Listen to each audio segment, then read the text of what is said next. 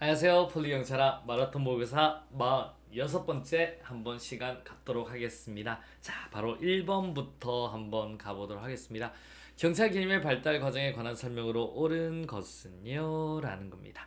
자, 14세기 말에 독일의 경찰 개념이 프랑스로 개수되어 양호한 질서를 포함한 국가행정 전반을 포괄하는 의미로 사용됐다. 여러분, 우리 오도독이라고 외우지 않았어요? 오도독 15세기에 우리 오도독 우리 프랑스에서 독일로 간 거죠.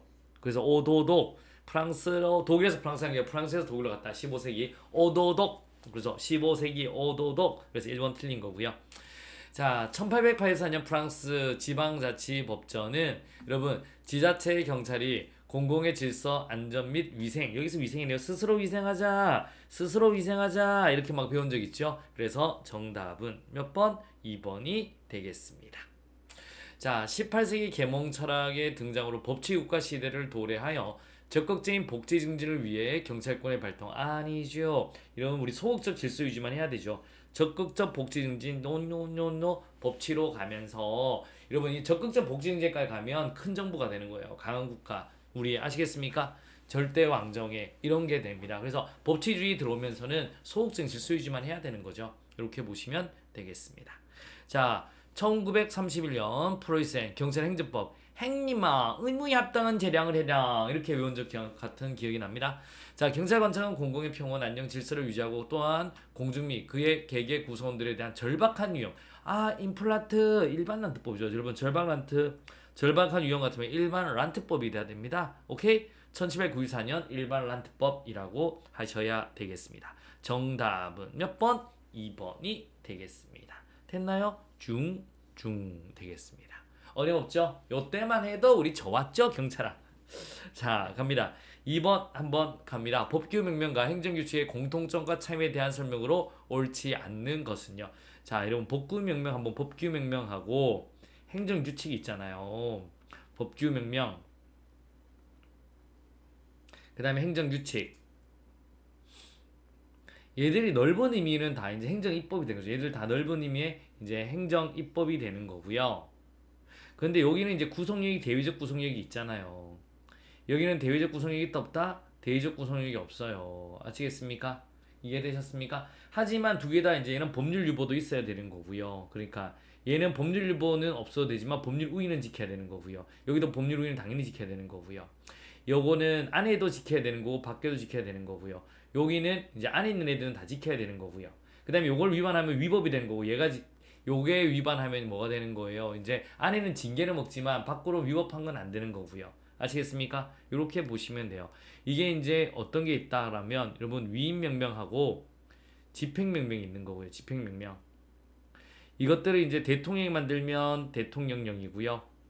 총리가 만들면 총리령. 장관이 만들면 부령이 되는 거예요. 이게 시행령, 이게 시행령, 이게 시행규칙으로 나오는 거고요. 여기서 우리가 많이 배울 때 훈령하고 직무명명을 배웠죠. 직무명명. 이렇게 배웠다라고 보시면 됩니다. 됐나요? 이렇게 한번 보시면 돼요. 옳지 않는 것은요? 라고 하는 거죠. 자, 일단 그 개념 잡고 한번 들어가 보도록 할게요.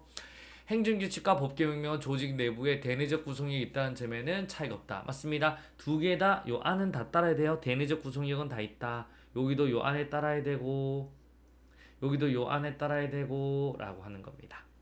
법규명명은 헌법, 법률 또는 상위 법령에 의한 수권이 있어야 제정이 가능한데 행정규칙은 명시적 수권이 없어도 제정하다. 그러니까 얘는 법률 유보가 있어야 되는 거예요. 하지만 얘는 없어도 되는 거예요. 이해하셨습니까? 오케이. 법규명명은 사법적 통제가 인정되나 행정규칙은 사법적 통제가 인정되지 않는다. 그러니까 이제 요걸 어긋나면 위법한 게 되는 거예요. 요거 위법한 게 되는 거예요. 하지만 요걸 위반하면 위법한 건 아닌 거예요. 위법은 아니다라고 보시면 돼요. 오케이? 이렇게 보시면 되고 그래서 이 말 맞습니다.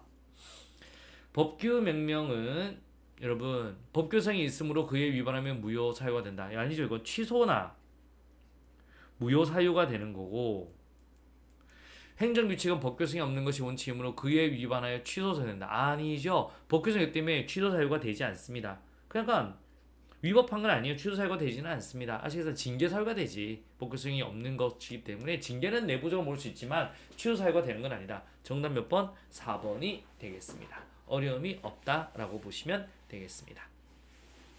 3번 행정작용에 대한 설명으로 옳지 않는 것은요? 라고 하셔야 됩니다. 자, 갑니다. 이제 고시됐죠? 고시된 도시계획 결정은 특정 개인의 권리 내지 법률상 이익에 직접 영향을 미치는 것이 아니라 행정청이 처분을 할 수 없다. 틀렸습니다. 이 고시된 도시계획 결정 같은 경우는요, 개인의 권리 내지 이익에 직접 영향을 미칩니다. 직접 영향을 미쳐요. 미친다. 따라서 이건 행정처분이라고 할 수 있다라고 해야 돼요. 그래서 소송을 할 수 있습니다. 행정소송을 제기할 수 있는 거예요. 그래서 1번이 틀렸습니다. 왜냐면 고시돼버렸으면 여기 따라서 개인의 권리하고 있는 신분이 또 달라지거든요. 그래서 1번은 행정처분이라고 할 수 있다라고 하셔야 됩니다.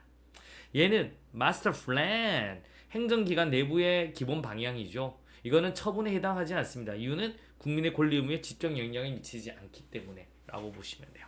지목 변경 신청 반려행위, 반려이잖아요. 거부 처분이잖아요. 거부하지 않겠다. 항고 소송의 대상이 되는 행정처분이다. 맞습니다. 국가공무원법상 당연퇴직원 통지는 그냥 알려만 주는 거예요. 행정처분이 아니다. 맞습니다. 정답 몇 번? 1번이 되겠습니다. 갑니다.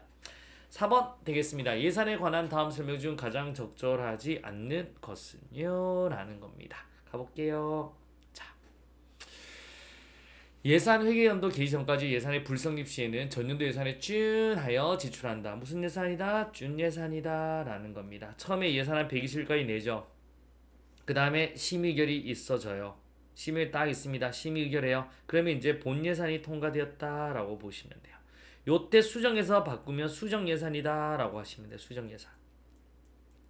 그 다음에 이제 추가로 요 이후에 하면 추가 경정 예산이다라고 보시면 돼요.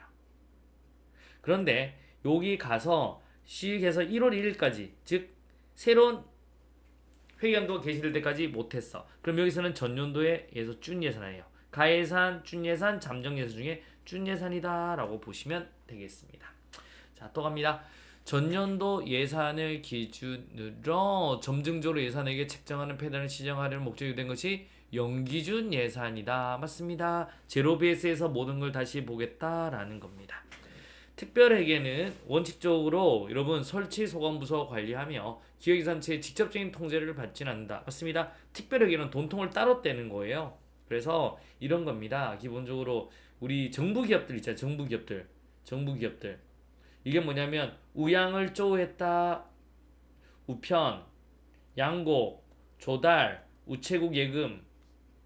얘들 같으면 정부기업이에요. 정부기업. 그래서 우리 우편 같은 거 있죠. 우정사업본부. 얘들 같으면 특별회계를 돈통을 따로 떼가지고 따로 정산을 봐요. 그래서 얘들이 이제 특별회계인데 얘들 같은 경우는 이제 소관부서가 직접 관리합니다. 그래서 이렇게 보시면 되고요. 그 대신에 성과에 대한 책임은 져야지.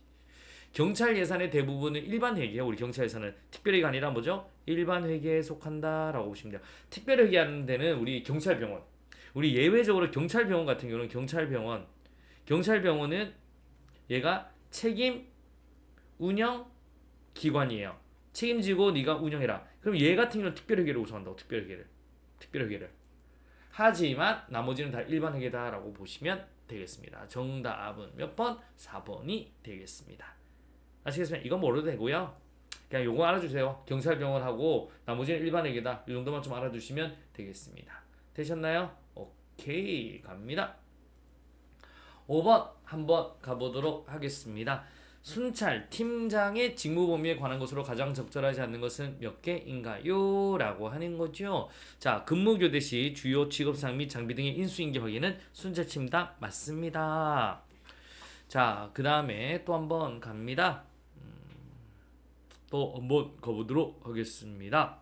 순찰 팀원의 업무 역량 향상을 위한 교육 되겠습니다. 여러분, 이것도 역시 순찰 팀장이죠.